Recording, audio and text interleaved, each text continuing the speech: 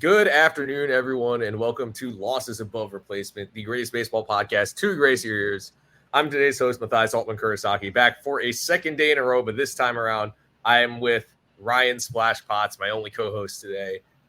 Splash was absent for our AL predictions, but he's here for our NL predictions. So, Splash, first things first, we had a wild day of baseball. How are you doing now? I realize I said good afternoon. It is the evening. How are we doing on this fine Monday evening? Oh God.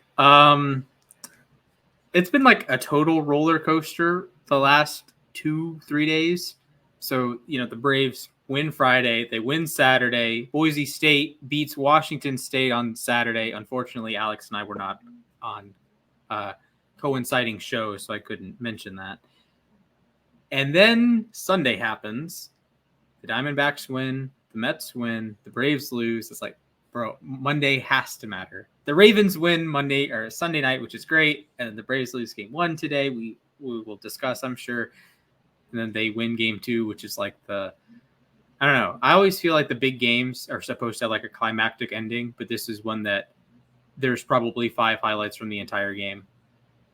So it was just I don't know. It just felt like a normal Sunday baseball game as opposed to game 162 because it didn't matter for the Mets. So, yeah. How are you doing?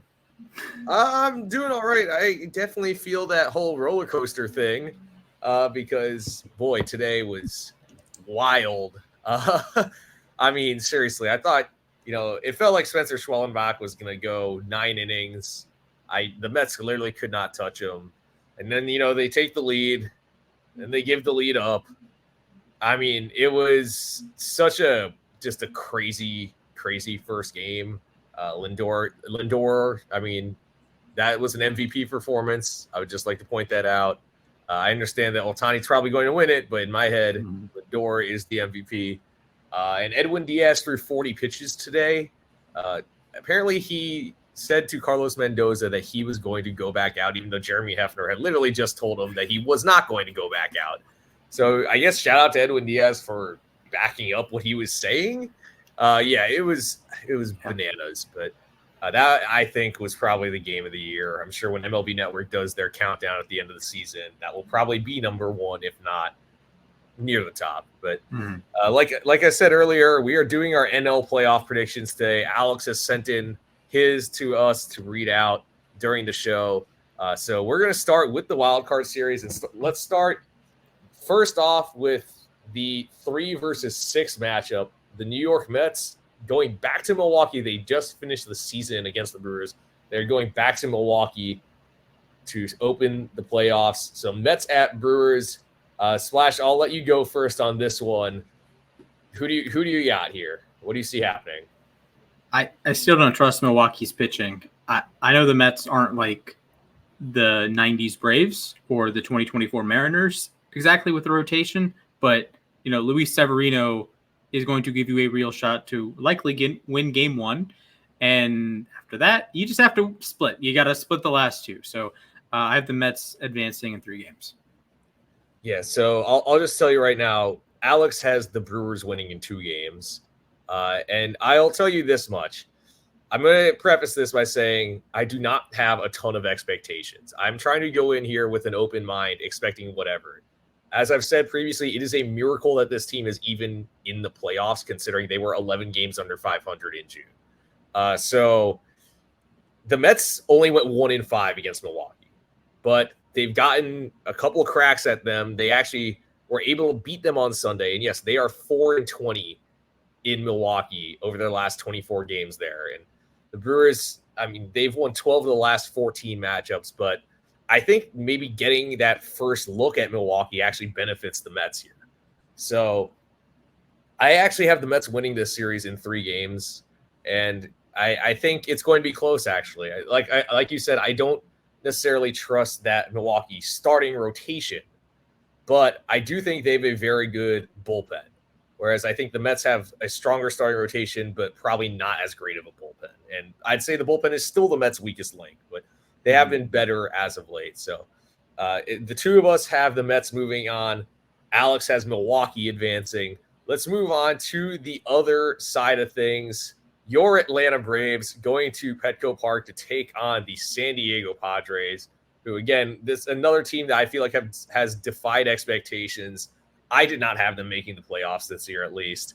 I mean, it's crazy. You trade Juan Soto and somehow you play even better. Their first 90-win season in 14 years. So I'll go first on this one. Unfortunately for the Braves, they had to burn a lot of their arms today, and they won't have Chris Sale or Spencer Schwellenbach for that matter. Who I don't know who starts game 2. Who does? I don't even know who starts game 1 for them. If I'm being completely honest, Splash. Because Reynaldo Lopez had to pitch today too. Grant Holmes had to pitch. Charlie Morton pitched on Sunday. I'd probably be freed on short rest game 1. That's the scary thing, because you go into Friday thinking, okay, we have 5 games, we have 5 starters for those 5 games, and then Sale gets scratched. You have to double use Holmes, so he's not wouldn't be available to get innings. You've had to use Lopez twice. By the way, he was electric, bro. Reliever Lopez, yeah, inject that into my veins too. But I guess you go freed on you're looking at Saturday, Sunday, Monday. That's 3 days rest, so short rest for Fried. And then Saturday you are cobbling a bullpen game together. I don't exactly, because Charlie Morton on 2 days rest is a recipe for disaster. So perhaps you go with Lopez as like a opener type, and you really need to win game 1 with Fried, assuming he starts game 1. Then you have like an opener, cobble it together game 2, cobble it together game 3. That's a brutal situation. Of course, with Sale going down with an injury, with back spasm, so he was scratched from game 2, and the Braves just kept saying, oh, we're going to push him back until the Braves are facing elimination. The Braves face elimination, and it comes out, oh, he's scratched. His back flared up the night before. It's just brutal, and you burn through Schwellenbach, who was unbelievable. Both starts against the Mets in the last week, but he can't, unless he's coming in for an inning in potential game 3, he's not pitching. So sort of burnt the candle at both ends there for Atlanta. Yeah. So looking at this matchup, I think San Diego has it lined up pretty well, and I have the Padres winning in 2 games. Really, their bullpen has been fantastic this year, especially after getting Jason Adam, Tanner Scott, and Brian Hoeing. You pair that with Robert Suarez and Jeremiah Estrada. And then their offense, I think, is electric. Big fan of Jackson Merrill, Jurickson Profar. I mean, who saw that year coming? Fernando Tatis Jr., Manny Machado finally got hot and started playing like Manny Machado. Their one piece they're really missing is Ha-Seong Kim. But this is a great team. So I have to go San Diego in 2, and Alex has San Diego in 3. So what do you see happening? You can give me the Homer version. You can give me the honest version. What do you got? I don't know. Maybe the Homer version is the Braves take game 1 and then they lose game 2 and game 3. I think San Diego advances. I would lean probably San Diego in 3 games. Just sort of the Braves have kind of run out of gas in the starting pitching department with the weather situation and Sale's injury situation and having to dip back into Lopez. Alternate universe, Lopez is good to go in game 2, but now it looks like Lopez. No sources on this. No sources. Best case scenario, I think, is he is 1 time through the order on Wednesday in game 2, which would be really sketchy. He is a former reliever. I will point that out. So it's not like he hasn't done this song and dance before, but he had 25 starts, was phenomenal as an all-star as a starter, and now this snip, snap, I don't think is the best in the case of being like I'll say elite starter for this season, not necessarily the next 5 seasons, but he was elite this year. I don't know if you want to screw with that. Yeah, and I'll say this much about the whole Chris Sale situation is that unfortunately this is something that I've seen a lot with Jacob deGrom over the years, where it's, all right, we want to give him extra rest too.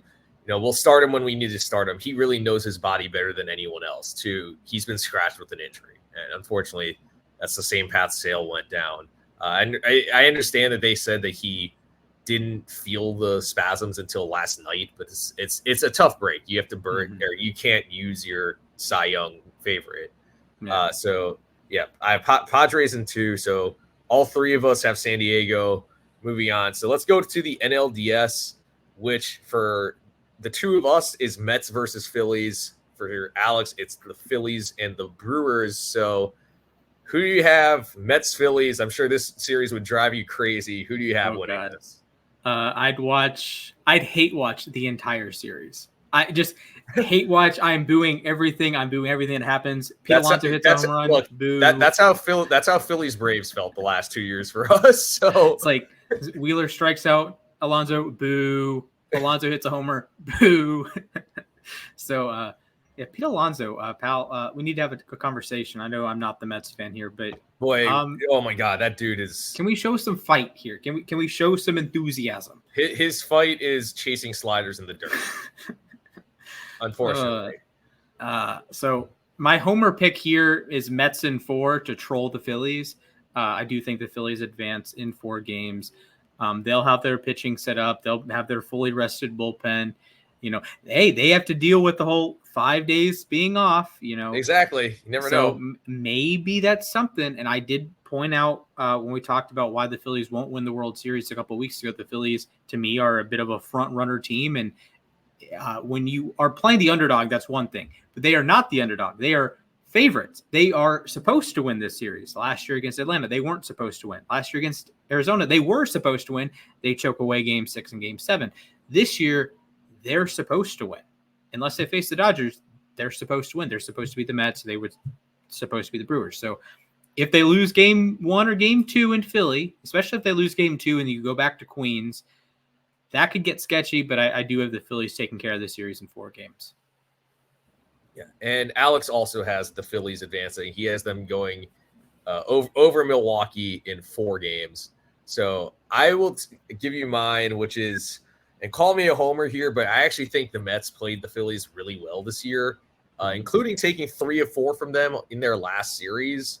And this is the thing, is the Phillies won the overall season series 7-6, but the Mets played them tough. A lot of those games were close 1-run games, except for that last series. It felt like, with the exception of the series finale, the Mets won pretty convincingly. So I actually think, first of all, this would be crazy if the Mets and Phillies do match up. I went to school with a lot of Phillies fans in college, so I'm sure it would drive us all insane. But I have the Mets winning in 5. I think basically, I'll tell you this, is that the Phillies are great at home, but I think what the Mets need to do, if they can just win 1 game, one of the first 2 games in Philadelphia, I think they have a great shot to win. So I have the Mets advancing. Let's move on to the other side of things, which all of us have the Dodgers and Padres. I'll go first here. The Padres actually match up really well with the Dodgers, I think. They played LA tough all year and actually won the season series 8 out of 13. So, you know, I watched San Diego all summer. Something feels something. There's something in the air in San Diego, and like I was saying about the Mets against the Phillies, if the Padres just steal 1 game against the Dodgers at Chavez Ravine, I think this is their series to lose. I have San Diego winning in 4 games over LA. It's 2022 Redux, and I'm sure. I feel like those games are going to be electric. Those are 2 very, very exciting squads. So what do you see playing out? Again, like you said, 2022 rematch, Dodgers, Padres. Of course, the Padres did win that series, and famously so. You have was that a Goose series? I don't think it was a Goose. Duck? It was a what? It was like some like animal. It's like a duck or a goose. I must have missed that. Really? I do not remember. San Diego Goose. I mean, I'm sure I know yeah, the Rally Goose. Chicken. The Rally Goose. The Rally Goose. Yeah. I do remember the Rally Goose, yes. So I don't know if a goose is going to land on the field this year, but the Dodgers are a juggernaut. And listen, you get enough bites at the apple. I think they are going to bite the apple this year. I think they're going to advance past the NLDS. Congratulations. Imagine that. Neither the Braves or Dodgers getting eliminated in the NLDS. Would you look at that? I have the Dodgers advancing in 4 games. I don't trust the pitching for a longer series, which we'll get to, but this is a lineup with Ohtani and Betts and Freeman and Smith and Hernandez and Teoscar Hernandez, although Kike Hernandez will probably have a home run at some point in the playoffs, knowing him. And it's just a team that's played a lot better of late. They ended up getting to 98 wins just a couple weeks ago. We were having the conversation, or maybe not us particularly, but baseball community was having the conversation. Is anyone going to win 95 games? Yes, the Dodgers won 98 games. They are a bad series here or there away from winning 100 games yet again. So I have the Dodgers in 4. And I'll say this, that I was saying this about the Yankees on the AL side, which is the Dodgers have probably the highest ceiling of any team in this bracket. I mean, there's a reason they were the only team in baseball with a 600 winning percentage. They have all sorts of talent.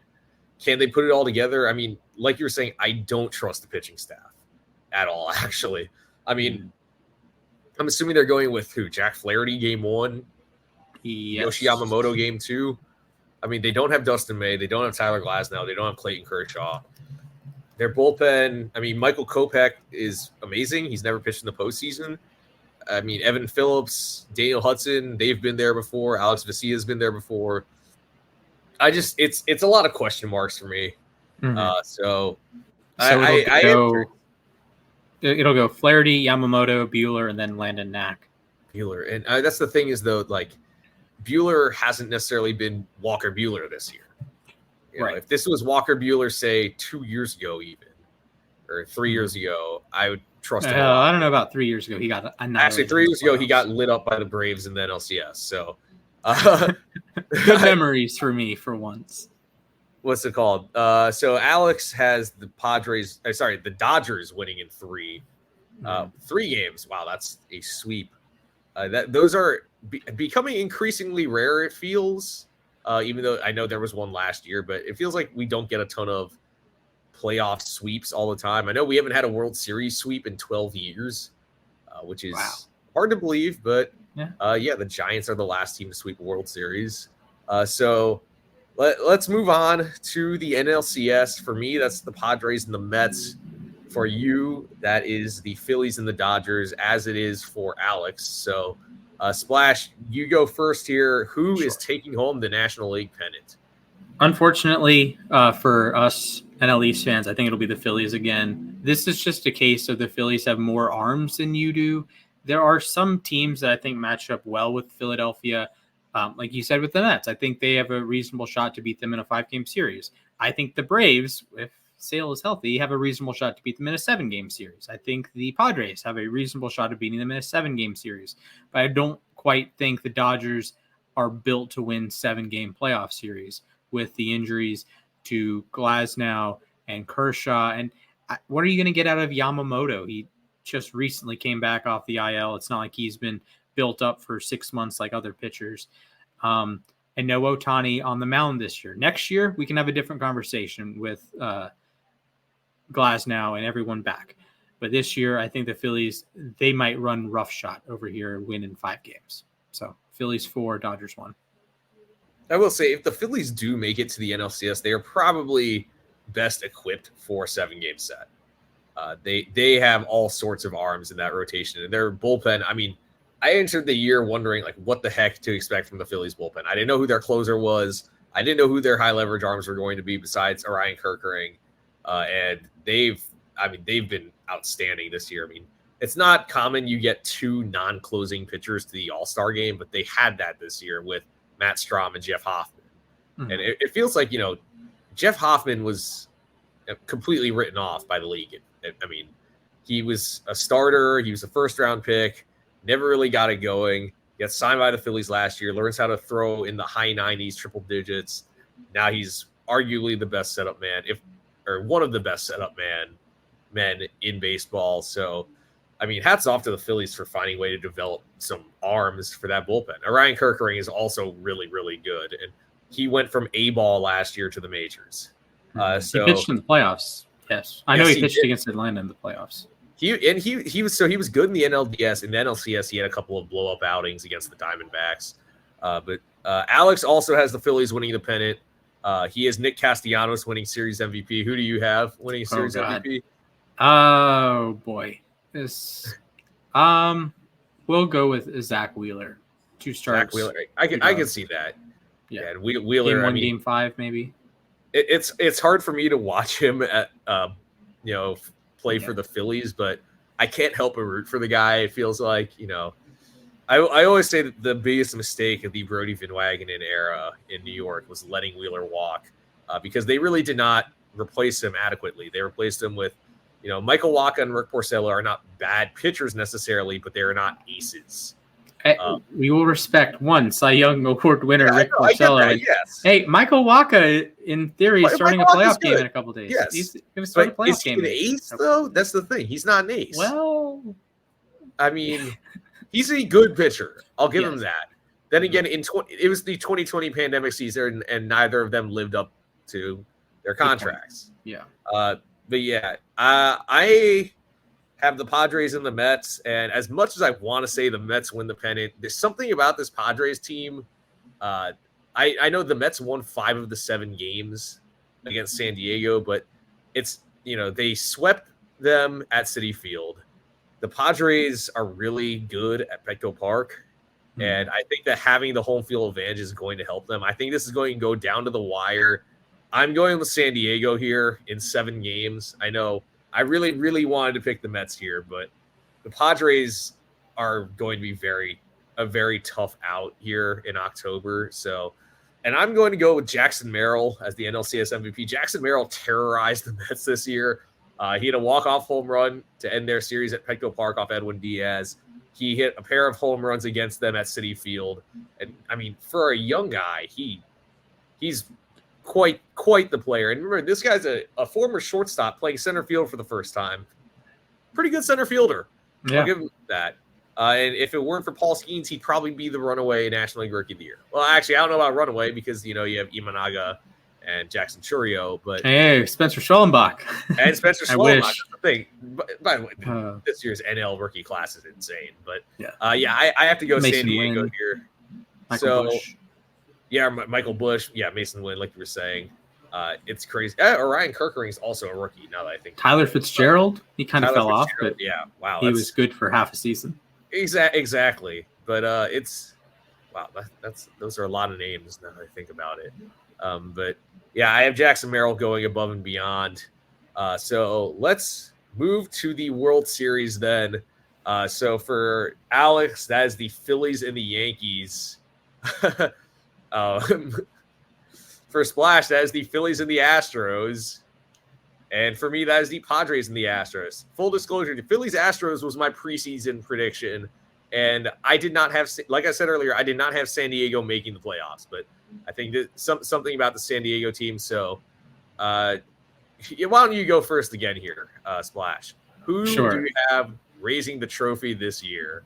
So raising the piece of metal preseason, I had the Astros.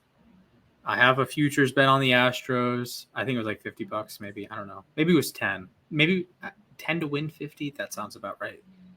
I had them over the Braves for what it's worth. But as the season's transpired and they've had these ebbs and flows, I didn't lose faith that they would make the playoffs. I didn't lose faith that my prediction in our American League preview that the Mariners would lead the AL West deep into the season and would miss the playoffs and the Astros would make the playoffs. Didn't lose faith in that, but I have lost faith in this Astros rotation depth-wise.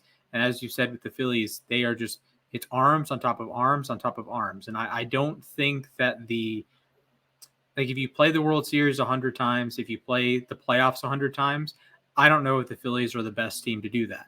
But when you play it once, the Phillies step up to the plate and they win these things. And I think they would have that underdog feel both against the Dodgers in the series, my proposed, I guess, NLCS, and in the Astros series in the World Series. So unfortunately, again, I have the Phillies in 6 and World Series MVP Bryce Harper. And like I said earlier, I think the Phillies, if they do get to these best of 7 series, I can see them winning. I think this is a great ball club, super, super talented. And, there's a reason why before the season, I had the Phillies going to the World Series. Much like you, I also had Houston winning the World Series coming into the year. I had them beating Philadelphia in a rematch of the 2022 series. So, first of all, I'll tell you one thing. Alex has the Phillies winning also. He has them beating the Yankees in 6 games and has Nick Castellanos also winning World Series MVP. Alex, I guess, is a big Castellanos fan. Should we pray for safety? Should we might want to. I guess it is an election season, so it is, yeah. Okay. I see the vision, Alex. I see the vision.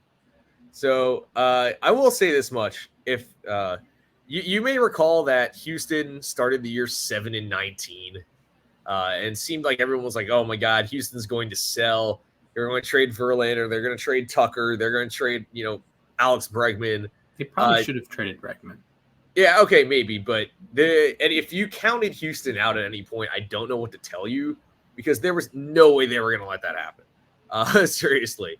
I mean, this team was way too good, way too talented to just fall apart and never recover. So, major props to them. I felt like once they took over the AL West, especially, like the AL was theirs to lose. Mm-hmm. I look at this matchup and one thing I said earlier, like, yes, San Diego is very good at Petco Park, but they're even better on the road. They're 48-33 on the road this year. Houston is a juggernaut. Like I said, it's hard to poke holes in this roster for me. Like I said earlier, they were 7-19. They didn't have a single losing month after the month of April. Up and down, I think this is a pretty even series. But watching the Padres this summer, this feels like a team of destiny situation. Especially just looking at the way they clinched their playoff spot last week. I was watching that game. I threw it on because I was editing that night for Mesmerized, and I had to stay up for the end of the playoff games. And I saw first and second, it's 4-2, none out. I threw the game on during the 9th inning. I was like, oh my God, this is going to be a tie game. Probably going to stay up all night watching this game. And then Manny Machado starts an around the horn triple play. I remember when Miguel Rojas hit that ball, I thought it was going down the line and both runs were scoring. It's plays like that make you think this is the team of destiny. So I think for the first time in their franchise's history, the San Diego Padres will be World Series champions. They are going to beat the Houston Astros in 7 games. For those of you longtime viewers, longtime listeners, you may recall that last year before the season, I picked San Diego to beat Houston in the World Series. Maybe I was just a year early. So give me San Diego in 7 games, World Series MVP, Jurickson Profar, putting a cap on this outstanding season he's had. I will say another guy I'd consider is one of the relievers. I think Robert Suarez maybe has a great postseason. I like I said, I think this team is incredibly dangerous. If you're in the National League, that is a team you do not want to face in the playoffs. So, I mean, buckle up. I think this postseason is going to be wild. So, any other thoughts on this postseason picture or how you think it's going to shake out? Who's your pick for the Babe Ruth Award? So that's similar to the Hockey Conn Smythe MVP of the entire playoffs, not just the World Series. MVP of the entire playoffs? I wonder who Alex is picking. Well, I think we know who Alex is picking because, oh man, would it have to come from the winning team? No, I don't believe so. I will look up the history of it, but not as far as I'm aware. Because I feel like it could be. I feel like it's going to be someone on the Astros, honestly. So most recent winner is Adolis Garcia. Okay. There have been players who did not win World Series MVP who won the Babe Ruth Award, which is quite strange. Or like they were on teams that didn't win the World Series. Yes, Randy Arozarena, for example, is the most recent to not win the World Series. Freddie Freeman won the Babe Ruth Award, did not win World Series MVP, although that kind of makes sense. David Price, John Lester, Wade Davis, A-Rod, Lincecum, Papelbon, Keith Folk. Wow. Keith Folk in 04 was nasty. I'm trying to find another one who wasn't on the winning team, but that seems to be troubling. Okay, well, I'll put out two candidates here. One, I think, is Yordan Alvarez. It feels like Alvarez does not shy away from the bright lights. Yes, he went cold in the 2021 World Series after his monstrous ALCS, and he went relatively quiet in the ALCS in 2022, but it feels like that guy always comes up with big moments. So I think Alvarez would be one. And then if I'm going with someone from the NL side, from the Padres, honestly, I think either Jackson Merrill or Manny Machado. Machado has caught fire. He's played like the MVP Manny Machado we thought we'd see. I'm still waiting on him to win an MVP award, by the way. It's kind of crazy. And, I think Machado is an incredibly talented player. I just wish he hustled a little more. One thing that drives me insane watching him is how he'll hit a ground ball. Maybe you can beat him out, but nope, he's jogging down the first baseline. But then you see him make those amazing plays like that triple play the other day. But yeah, I think any of those guys can win it. Who do you think? So I think it'll be like a Zach Wheeler type or Aaron Nola, but I would lean Wheeler. He's been great in the playoffs, the lowest whip ever. As far as I'm aware, with a minimum of innings. If you're looking at Houston, you mentioned the relievers. I could see that Framber Valdez, who is a spotty playoff resume, but if the Astros were to make the World Series, he'd have to be reasonably good. Yordan Alvarez is obviously a reasonable pick, but I would go with Zach Wheeler or Bryce Harper. I feel like if the Phillies were to win the World Series, these sorts of awards would go to the Harpers or the Wheelers of the world. Yeah. Like there's some teams like the 2018 Red Sox with Steve Pearce or the 2021 Braves with Rosario and Soler that, some teams just feel like, oh, it's going to be a random guy. Well, then there's some teams that are so star driven that I don't know if a World Series makes sense that the Phillies win, but Harper sucks. Or isn't the MVP of the series, basically. And Harper's another guy like Alvarez. He doesn't shy away from the big moments. And that was one thing when he got to the playoffs with the Phillies. I wanted to see, could he do better than what he did with Washington? Because really, he wasn't great with the Nationals in the postseason. But he balled out in the NLDS, balled out in the NLCS. He wasn't bad in the World Series, even though they lost. So I could see that. I realized I made it through talking about the Padres without mentioning their rotation. They have a pretty good rotation, actually. I was wondering how Michael King would do as a starter for a full season. And look, struck out 200 batters, had a 2.9 ERA over 173 innings. Dylan Cease, I was not particularly high on Dylan Cease coming into the year because I thought he walked too many batters. And he still walks guys, but 224 strikeouts in 189 innings. He threw a no-hitter. Joe Musgrove started to lock in too, by the way. Joe Musgrove started to look more like Joe Musgrove. I know that we Mets fans are still kind of salty about, what happened in 2022 with Joe Musgrove, but he's a very good pitcher. I don't want to take that away from him. And Yu Darvish came back, and his ERA, he finished the year with a 3.3. He's 37. He's the veteran of the rotation, but it's actually a pretty well-rounded rotation. I feel like they're pretty underrated in that way. And like I said, their bullpen is fantastic. I can see any of these guys, Suarez, Morejon, Estrada, Adams, Scott. It's honestly going to be a bit of a roster crunch. I wonder who gets left off. And that's the other thing. Some of the guys that we saw playing down the stretch maybe won't be on the postseason roster. Particularly for the Mets, I'm curious to see if they'd carry Luis Angel Acuna on the postseason roster. He was a late season addition. Or Brett Beatty was seen celebrating with the team in the locker room. Is Brett Beatty going to somehow make it onto the postseason roster? I have a number of questions.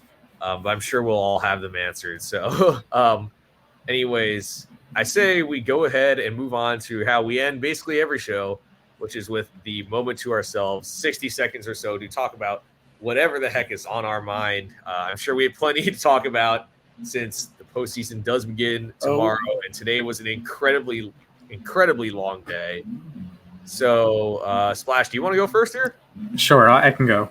All right, your time starts in 3, 2, 1, begin. Okay, first, shout out to Boise State and shout out to the Baltimore Ravens. Good job, boys. Monday, September 30th. I woke up at 2:15, like I do every Monday, because I work overnights. And I wake up, and it's 2-0, top of the fifth inning, or end of the fourth, going into the top of the fifth. Wonderful. Schwellenbach immediately allows the first two guys to reach. Or at least allowed the first guy to reach. It's like, oh God, I'm going back to bed. Well, I stay up, I watch the game, and I'm like in bed. You know the whole like routine of getting up and you drink your water. It's okay. Anyways, top of the eighth, I'm finally out of my room, and I'll flip on the game. Schwellenbach allows a hit. Wonderful. Jimenez allows a hit. Wonderful. Jimenez allows another hit. Wonderful. Jimenez allows another hit. Oh God. Then Iglesias comes in. Okay, great.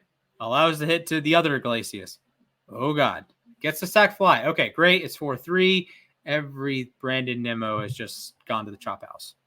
So I turned on the game, watched for 7 plate appearances. Those 7 plate appearances were hit, hit, hit, hit, hit, sacrifice fly, hit. 6 runs. Very sad. I know the Braves won the second game. I get it, but that would have been nice to not have to stress about the second game. We would have had the Sale injury stress tomorrow, not today. That would be a very sad day, but I just want to give a shout out. Spencer Schwellenbach, 21 innings against the Mets this year, 2 earned runs. Ronaldo Lopez, 10 innings against the Mets, no runs. Absolute baller moves. We're not winning the World Series this year, but beating the Mets does give me some solace in the universe, and hopefully the Phillies lose in the World Series again.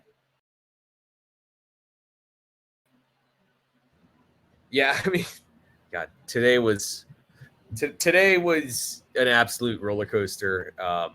I'll say that when Albies hit that bases clearing double, I was like, I mean, honestly, I wouldn't be surprised if we go out and lose game 2 and not make the playoffs. That's how I felt as soon as I get the Lindor. I saw in play runs. I wasn't watching the game at the point because I don't want to, like, they're going to get hit every single time. So I see in play runs, and I'm thinking, there's no way this is like a double off the wall, or this is a home run and Pierce Johnson just royally screwed us. And it's a home run. It's like, had to be Lindor, had to be in Atlanta again. What a year for Atlanta New York games. You had the walk-off. Nimmo had the walk-off. You had the game back in April on a Monday that was like 10-8 or something. It was 8-7, yeah. So what a wild, wacky year of. You have the rain delays. You have the hurricane. You play one game. You have 161, 162. What a wild year. Yeah, exactly. So I'm that was honestly, it was a very evenly matched season series, I thought. Mm-hmm. And I'm curious to see what happens in future years. Yeah. I don't think you're going to get to start Schwellenbach 3 out of 13 times the next year. Yeah, that's the tough thing, is that the Mets literally had no clue how to hit that guy. I mean, Spencer Schwellenbach is nasty, and a former college shortstop sounds like someone else I know. Anyway, I do want to throw it out there. There's a non-zero chance Spencer Schwellenbach is the best pitcher on the Braves next season in a rotation that has, assuming the reigning Cy Young, Chris Sale, and then the guy who I thought at least was the second best pitcher in baseball heading into this season. Yeah. I mean, I can see it. I think Schwellenbach does like the things. It's like a combination of Fried, Sale, and Strider. It's like all of them into one. He has good velocity, not great velocity, but good velocity. He has a bunch of different pitches like Fried does, and he just doesn't walk people. And I love that because Strider walks too many guys. Sale doesn't. Fried, he was a little spotty this year. Big kahunas to Max Fried, though. His Friday start, 8 2/3, no runs. Unbelievable. Unbelievable. So hopefully he does that in San Diego before he joins the Padres this offseason. Well, that's the team that drafted him. Rejoins the Padres. I also do not see him going to the Padres. I don't know. He's going to somewhere in Southern California. So, Mac, I'll count you down. All right, perfect. 3, 2, 1. So I guess continuing on talking about the way today was, as a Mets fan, first of all, I was fully expecting to need Luis Severino today. Luckily, we can relax there, and Severino will pitch tomorrow. But I do want to say a big shout out to Edwin Diaz. I understand that Diaz had a very rocky 8th inning. He did not cover first base on Jared Kelenich's grounder. He then completely lost the strike zone and gave a bases clearing double to Ozzie Albies. But the fact that he went back out there, and remember, he threw 26 pitches yesterday in Milwaukee. He threw 40 pitches today. I don't know if Edwin Diaz has ever thrown 40 pitches in a game, but he buckled down when the team needed him. And I get that, everyone was dogging on him after that bases clearing double. And I understand there were reasons to be upset about it, but he stayed composed in that 9th inning. He convinced Carlos Mendoza to leave him in the game. And I understand that. I as a Mets fan, I remember when Matt Harvey did that. It did not end well. But this time around, he looked sharper in that 2nd inning. And he probably won't be available tomorrow. He probably won't be available for game 2. But I think he and Francisco Lindor, Lindor playing through that back injury, really laid their bodies on the line to get this team in the playoffs. And to go from 11 games under to 89 wins and a playoff appearance is pretty remarkable. So, as I said earlier, I'm entering with low expectations. If the Mets beat Milwaukee, great. If they don't, it's been a crazy season, and there are a lot of reasons to be proud of this team. So, OMG, and I hope Jose Iglesias is on this team next year. Yeah, I have a lot of the same sentiments. Obviously, we got to 89 wins very differently. Very differently. Like, at one point, the Braves were 10 and a half games up on the Mets, and then the Mets passed the Braves by, if I recall, multiple games, and then eventually they end up at 89 anyways. And I want to have it's tough because I had the conversation with Alex previously I don't know if we aired that episode, but we got into a huge argument that I'm like, this is a World Series or bust season for the Braves. For the Dodgers, the Braves, the Phillies, and every year is a World Series or bust year for the Yankees because they're the Yankees. And we get into this heated debate about it. And I think that's true. And I think part of that is like the expectation you have, and you have the playoff disappointments in 22 and 23. You have the reigning MVP. You have the favorite to win the Cy Young. You have, Riley and Olsen and Harris and Murphy and all these like star level players you're bringing in. Chris Sale. You have Max Fried. And then the year goes about as wrong as it possibly can. That ends with a W next to your name at the end of the season. And it's so I don't know. I kind of feel like it's a disappointment because it is, but I also feel like it's an incredible accomplishment because it is.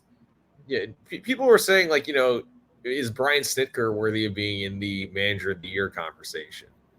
Because I think it's probably going to Pat Murphy or Mike Schild. But there are cases for Carlos Mendoza and Brian Snitker. I think both of them. Because they both had to overcome a lot. Like you were saying, I mean, the Braves were the consensus pick to win the NL East. And a lot of people had them going to the World Series. But, I mean, did anyone predict, Spencer Strider blowing out his elbow or Ronald Acuna tearing his ACL? No, I don't think so. And that's not even mentioning what happened to Austin Riley this year. So and no Sean Murphy for multiple months. No Sean Murphy. Michael Ozzie Harris Albies was sitting right-handed against a righty today. Yeah. By the way, will say he should do that full time. He's as I say, he looks pretty good in those situations. He might want to consider just hitting right-handed. Hey, he did it in the World Series against Zach Greinke. And he's a very good right-handed hitter. Better than Mike Trout. Yeah, no, legit. Whoa, let me take that back. Against when lefties. I got the stat, it was against lefties as a right-handed hitter. He's better than Mike Trout. He's not obviously not a better hitter than Mike Trout. Well, I don't think so, at least. But just anyways, yeah. So anyways, that'll do it for us. Make sure, maybe you disagree or agree with our predictions. Well, make sure to let us know at LAR_baseball on Twitter. Make sure to follow me at Matthias_A_K. Follow Splash at Mr. Splashman19 and follow Alex at the Sports Guy 242. As I mentioned in the last episode, we will probably have to change our upload schedule thanks to, due to the various time commitments, between Alex having a new job and Splash working at night and my coaching schedule. So we'll keep you guys posted on what day we are uploading, but beware, we probably won't have one up next Tuesday morning. But like I said, follow us on Twitter. Leave us a 5-star review on Spotify or Apple Podcasts or wherever you're listening. Maybe you're listening on YouTube. Make sure to subscribe and leave a like. Like I said, you'll be getting a lot of content from us all postseason long, all off-season long. So, thank you for bearing with us all regular season. Let's get ready for that postseason. So thank you all. Stay safe, and I hope to see you all real soon.